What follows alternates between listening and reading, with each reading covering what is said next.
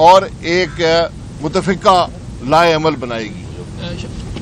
इसी तरह जो एक रिगिंग के मामलात पर, इलेक्शन में जो रिगिंग हुई थी, एक कमेटी बनी थी जो हुकूमत ने कौमी असम्बली की तरफ उसको भी मफलूज कर दिया है, उसको भी एक्टिवेट करना है ताकि इलेक्शन के हकाइक जो हैं वो अवाम के सामने आ सके।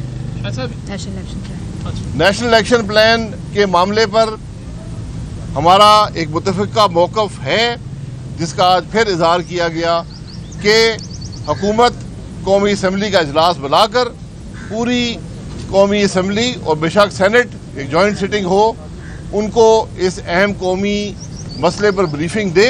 बेशक अगर इन कैमरा हो, अगर कोई ऐसी सेंसिटिव बातें हैं, ताकि मुल्क के मुंतखब नुमाइंदे इस पर अपनी राय का इजहार कर सकें और उनको आगाही हो।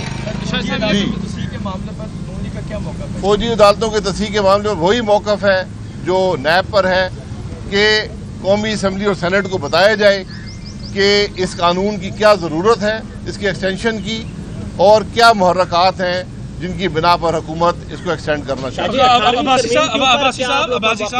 अब्बासी साहब, आपने बात की कि आपका नैब का जो मौक़िफ़ है वही फौजी अदालतों की तस्हीह पर है, लेकिन पीपल्स पार्टी तो बड़ा बेबाक तौर पर कहती है कि हम इसकी तस्हीह की तरफ नहीं जाएंगे।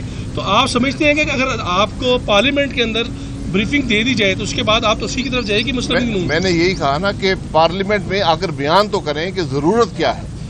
ये हमारा बनाया हुआ कानून था, एक्सटेंशन भी हमारे दौर में हुई, लेकिन ये एक काला कानून है, इसको बुक्स पर नहीं होना चाहिए। मखसूस हालात थे, अब असम्बली को बताने की ज़रूरत है कि क्या वो हालात आज भी मौजूद हैं, कि इसकी ज़रूरत है एक्सटेंड करने की। ये बात तरमीम ने वफाक को दिवालिया कर दिया और 18वीं तरमीम को खात्मे की बात की, इस पर नून लीग का क्या मौक़िफ़ है? वज़ीर आज़म साहब बहुत सी चीज़ें बात करते रहते हैं, उनको सच बोलना कम नसीब हुआ है बदकिस्मती से, और ना उनको 18वीं तरमीम का पता है, ना NFC अवार्ड का पता है। अगर वो दिवालिया हो गए हैं, जो कि वो हो चुके हैं अखलाकी तौर पर भी, मुआशी तौर पर भी, तो फिर NFC के अवार्ड की मीटिंग बुला लें। आज वफाक में भी उनकी हुकूमत है, 3 सूबों में उनकी हुकूमतें हैं, तो NFC अवार्ड को बदल लें जिस तरह भी चाहते हैं। दिवालिया यकीनन आज मईशत दिवालिया हो चुकी है, लेकिन वो NFC अवार्ड या 18वीं तरमीम की वजह से नहीं हुई। शायद साहब ये बता दीजिए कि इलेक्शन कमीशन के 2 मेंबरान का मसला चल रहा है, वो उसके ऊपर अगर अपोजिशन मुतहद क्यों नहीं हो पा रही, कोई मुतफिका नाम क्यों नहीं दिए जा रहे? अपोजिशन मुतहद है, नाम कंसल्टेशन के बाद होते हैं। आप सुप्रीम कोर्ट डिसीजन कंसल्टेशन के बारे में पढ़ लें, जो ना वज़ीर आज़म साहब ने पढ़ा है, ना मिनिस्टर ऑफ लॉ ने पढ़ा है, ना उनके स्टाफ ने पढ़ा है। अगर वो पढ़ लें तो उनको हिदायत हो जाएगी। यही हमने जो उनको खत लिखा है। शाह साहब, अभी आपने कहा है कि काला कानून, क्या फौजी अदालतों का काला कानून है? आप वज़ाहत थोड़ी सी कर दें। जी बिल्कुल, ये एक आम कानून नहीं है जो नॉर्मली एक मुल्क की बुक्स पर कैरी किया जाता है। इसीलिए उस वक्त मखसूस हालात थे, इसकी ज़रूरत थी, और इसीलिए एक सनसेट क्लॉज डाली गई थी कि ये 2 साल बाद ख़त्म हो जाएगा, फिर एक्सटेंड किया गया। अगर आज भी ज़रूरत महसूस करती है हुकूमत, तो आकर पार्लियामेंट को बताए कि वो क्या ज़रूरियात हैं, वो क्या मुश्किलात हैं, तो पार्लियामेंट हमेशा सपोर्ट करेगी हर उस कदम को जिससे मुल्क के अंदर अमन बरकरार रखने में मदद मिलती है।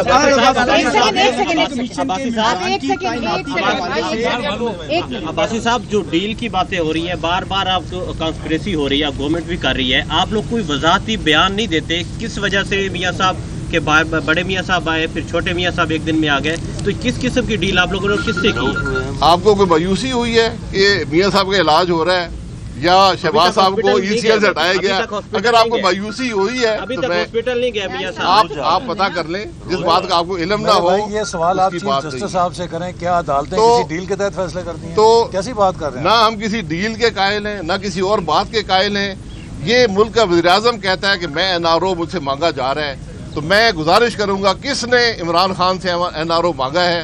क्या इमरान खान ये अहलियत रखता है कि किसी को NRO दे सके? NRO सिर्फ आमिर देते हैं, जब मुल्क में कानून और आईन नहीं होता तो NRO की बात होती है। ये इमरान खान इसके चमचे जेन से निकाल दें। NRO ना ये दे सकते हैं, ना किसी ने मांगा है। NRO इनको खुद जरूरत पड़ेगी।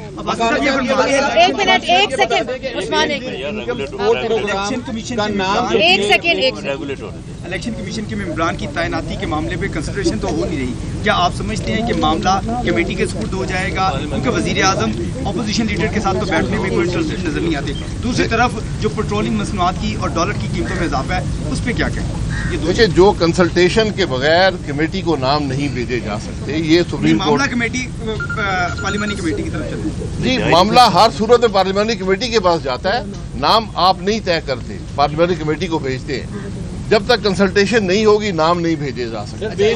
जो मुल्क की मईशत के बारे में मैंने कहा है, मुल्क की जवाब पूरा दे रहे थे। एक सवाल जो क्या था वो बताए, क्योंकि आपके पास इतनी स्ट्रेंथ है कि आप इजलास रेगुलेट कर सकते हैं, आप इजलास खुद बुला सकते हैं। असल इश्यूज क्या डिस्कस हुए जो आप देखिए, अगर हुकूमत नहीं बुलाती, क्योंकि बदकिस्मती से कौमी असम्बली के स्पीकर पर दबाव है वज़ीर आज़म का, हुकूमत का, वो इजलास चला नहीं सकते।